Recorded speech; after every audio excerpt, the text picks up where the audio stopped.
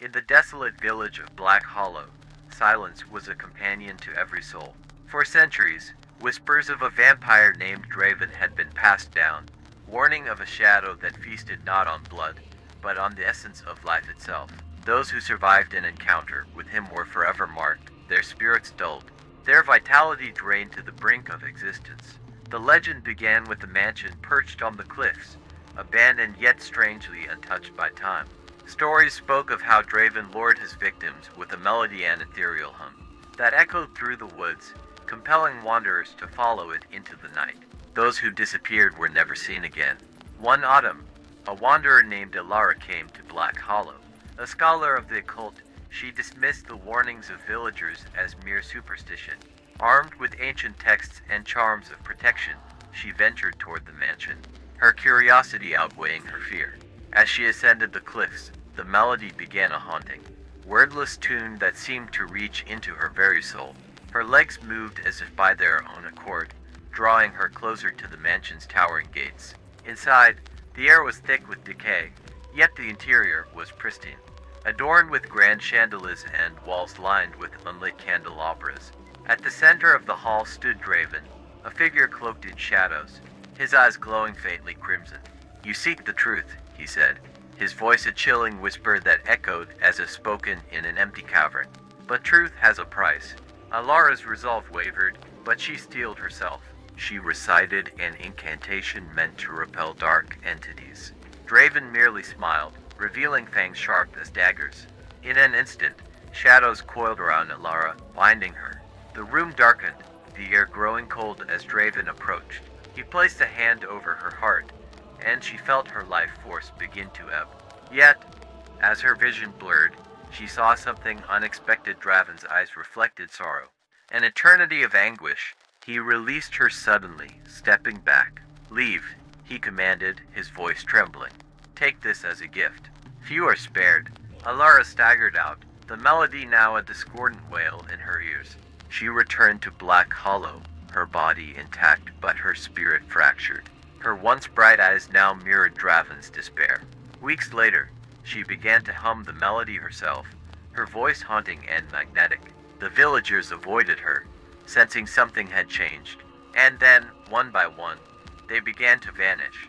The mansion on the cliffs remained silent, its doors closed, but the melody lingered in the woods, carried by a new voice. The legend of Draven endured, yet now, it bore a sinister twist. Perhaps he was not the only one who feasted in the night. The villagers of Black Hollow huddled together in fear, speaking only in whispers of Alara and the melody that now haunted the woods. It was no longer Draven's tune, it carried a new, sharper edge, like the wailing of a soul caught between life and death. Alara had vanished from sight, yet her presence was felt everywhere. Crops withered under an unseen weight, animals refused to graze, and the once clear streams turned murky. People claimed to see her shadow in the forest, her eyes glowing faintly, mirroring Draven's sorrow and something more sinister, hunger. A young boy named Corin, the son of a blacksmith, was the first to disappear. His family found his bed empty, the window open, and faint footprints leading toward the cliffs. Others soon followed, young, vibrant souls, leaving behind homes cold and lifeless. Desperate for answers, the village elder, Maren, unearthed a forgotten text buried in the chapel's crypt. The brittle pages spoke of a curse, a transference of Draven's essence through his victims. They were not merely drained, they became carriers, spreading his torment like an infection. But there was a glimmer of hope. The text hinted at a way to sever the chain. Through the flame of the first, the shadow may be unbound. Maren gathered the villagers and proposed a plan to burn the mansion, believing the first referred to the source of the cursed Draven himself. As the villagers prepared their torches, one among them hesitated. A quiet girl named Leela, a childhood friend of Corin, refused to believe Alara was beyond saving. "She's still in there," Leela insisted. "If we burn the mansion, we might destroy her soul too." Her pleas fell on deaf ears. The villagers, driven by fear, marched toward the cliffs under the cover of night. When they arrived, the mansion stood in defiance, its windows glowing faintly as if it were alive. As the first torch was thrown, the flames roared to life unnaturally fast, engulfing the structure in moments. But then came the melody stronger than ever, piercing the night with a mournful, otherworldly cry. From the flames, shadows erupted, twisting into forms that took on the faces of the missing villagers. They wailed and reached out, their cries filled with despair. And at the center of it all was Alara, her form wreathed in shadow and flame, her eyes glowing like twin embers. "You've unleashed him," she screamed, her voice layered with Draven's and her own. The mansion collapsed into ash, and silence followed. But as the villagers turned to flee, they realized the melody had not stopped. It came from the woods now, spreading, weaving through the village like a plague. Leela stood frozen, staring into the trees. A shadow loomed just beyond the line of torches, tall and unmistakable. Draven had returned, but he was not alone. Behind him stood Alara, her eyes locked on Leela. And for the first time, she smiled a cold, predatory smile that sent a chill through Lila's very soul. The villagers fled back to Black Hollow, but Leela lingered, her heart pounding. She felt a pull, an unspoken command that made her step toward the forest edge. And then, the melody changed, softening into something strangely familiar, beckoning her deeper into the darkness. Leela couldn't resist the pull of the melody. It wrapped around her like a warm embrace, promising answers and solace where fear had taken root. Her steps carried her beyond the forest edge, where the shadows seemed alive, shifting and coiling in anticipation. The trees thinned, and she found herself in a glade bathed in a pale, unnatural light. At its center stood Draven, his crimson eyes burning with an intensity that froze her in place. Behind him loomed Alara, her face a mask of serenity, her glowing gaze fixed on Leela. "You've come," Draven said, his voice like silk over steel. "I wondered how long it would take before one of you chose understanding over fear." "I didn't choose anything," Leela said, her voice trembling. "You're forcing me." Draven's lips curled into a faint smirk. "Am I? Or have you always felt the pull of the shadows, the lure of what lies beyond your mortal understanding?" Alara stepped forward, her movements fluid, almost ghost-like. "Leela," she said softly, her voice carrying a hint of the melody. "I remember you. Your kindness, your loyalty. You don't belong with them." She gestured toward the distant village. "You can stop this," Leela said, her voice firmer now. "The curse, the disappearances. End it before there's nothing left of Black Hollow." Draven tilted his head, his expression contemplative. "End it? Why would I, when it has only just begun? This isn't destruction, little one, it's transformation. Alara understands that now. Soon, so will you." The glade darkened as if the light itself recoiled from Draven's words. Leela felt the ground beneath her feet soften, as though the earth itself was yielding to his power. Shadows began to twist around her ankles, pulling her closer to him. But then, a flicker of light broke through the darkness. Leela looked down to see a small, glowing charm hanging from her neck, a gift from Maren, the village elder. It pulsed with warmth, its light pushing back the encroaching shadows. Draven's smirk vanished, replaced by a look of genuine irritation. Alara flinched, as if the charm's glow pained her. "That trinket," Draven hissed, "is more dangerous than you realize."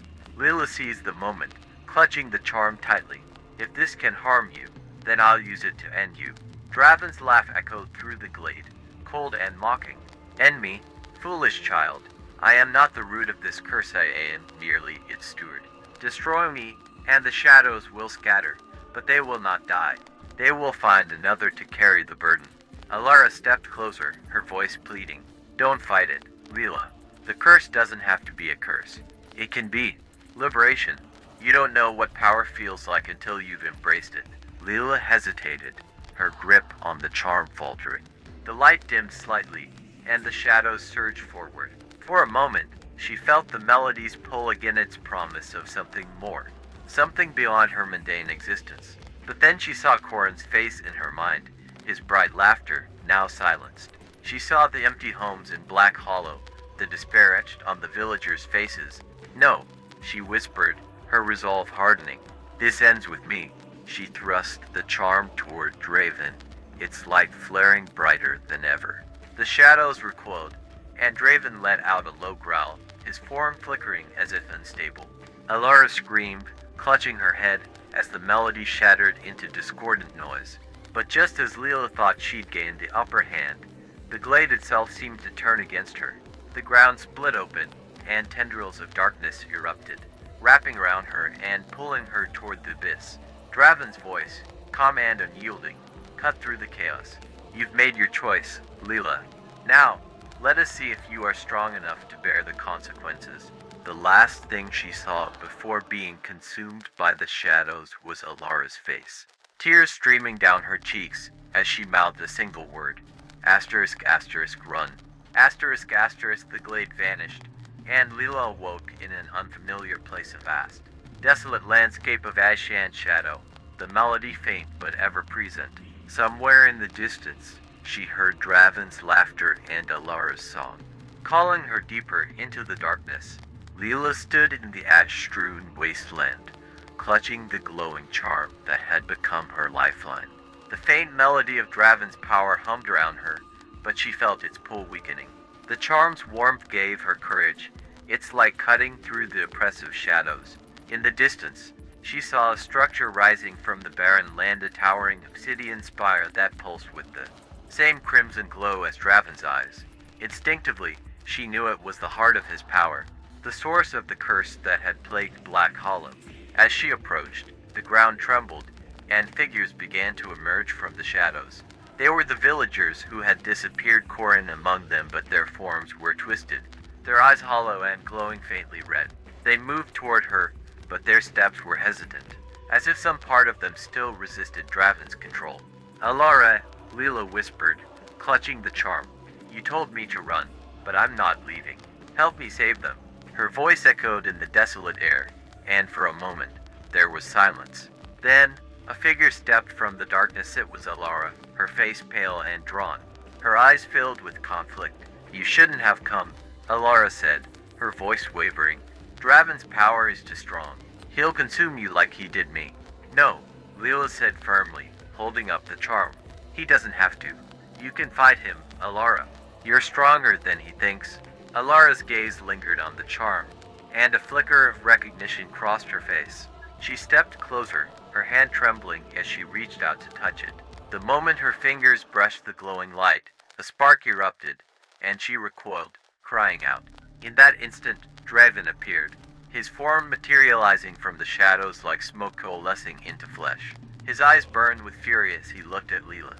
"You meddle where you do not belong, child," he snarled. "This world is mine." Leela stood her ground, raising the charm higher. Not anymore. The charm's light flared, and Draven flinched, his shadowy form flickering. Leela stepped forward, her voice steady. "The curse can end, Draven. You've suffered enough. Let it go." Draven's laughter was bitter, filled with centuries of pain. "You think I chose this existence? The curse binds me as much as it binds them. Destroy me, and the curse will scatter to you, to her, to anyone it touches. There is no escape." But Alara, now standing beside Leela, spoke up. "There is. The text the flame of the first. It doesn't mean to destroy you, Draven. It means to free you." Draven's expression shifted, doubt flickering across his face. Leela held the charm out to him. "If you want to be free, take this. Let the light burn away the shadows."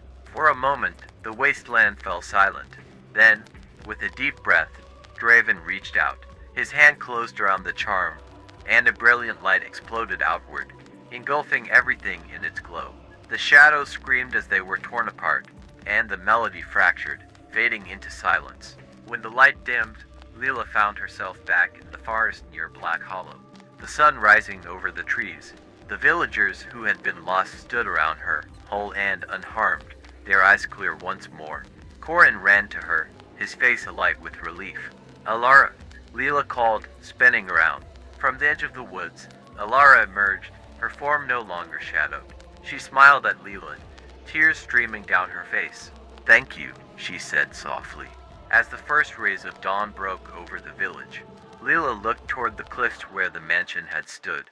It was gone, replaced by wildflowers and trees reclaiming the land. Draven's presence was no more, and the melody was silenced. For the first time in generations, Black Hollow was at peace.